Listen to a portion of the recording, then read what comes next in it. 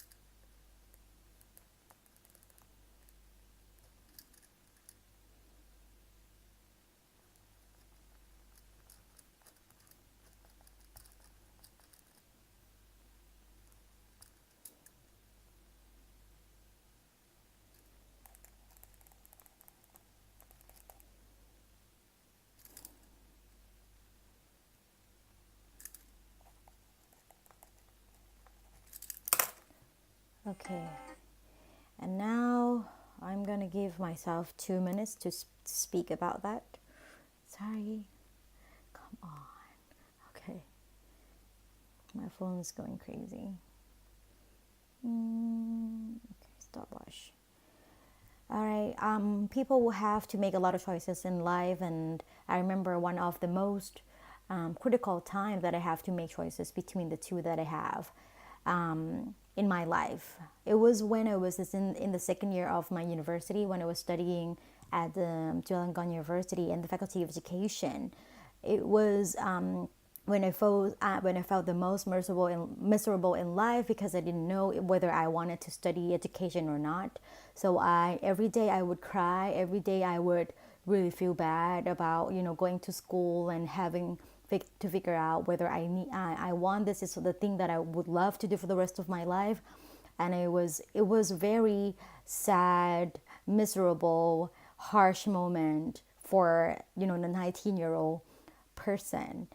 So I I basically had two choices. I talked to my mom and my dad almost every day, and they were like, "You have two choices." And the two choices, the two options or alternatives that they gave me was to go on study, let's try in for another year, or whether to leave the school and then you have not. I have literally nothing after that, so I had to wait another year, to study or to go somewhere else.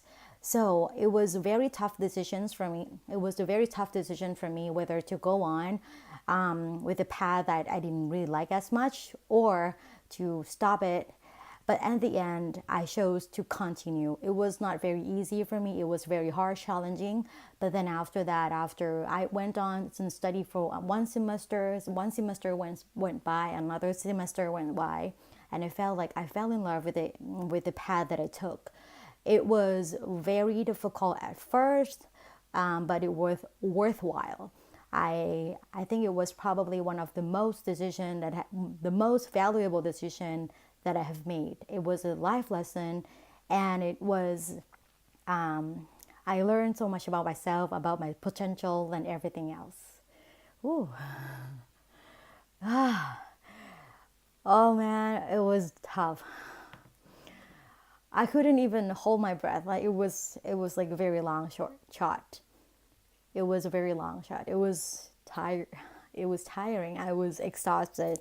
I am exhausted after having to generate all of those ideas and having to, having to speak out for 2 minutes straight. When it comes to the real IELTS, you don't really see the stopwatch, or you only see the examiner right in front of you. So this is how I actually do it in the actual speaking test. I don't look at the examiner. I look at my notes, just like what I did, so you guys can see it. And here are the notes that I prepared. Here is everything that I had. So the first part is the topic it's given, right? So I wrote on the second year, go on edu, which is short for education. So leave for nothing. These are two choices. And, I basically answer the questions very quickly, briefly. So, once I read it through, I answer the question, I explain point by point so I know what to talk about next.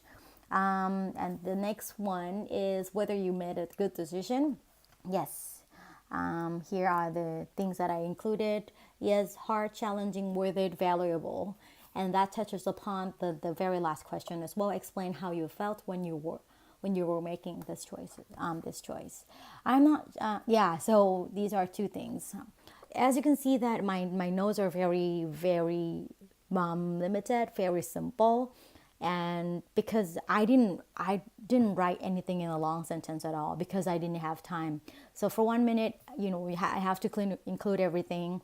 I have to write as much as possible and trying to plan my time more effectively. And when it comes to real speaking, I spoke very fast.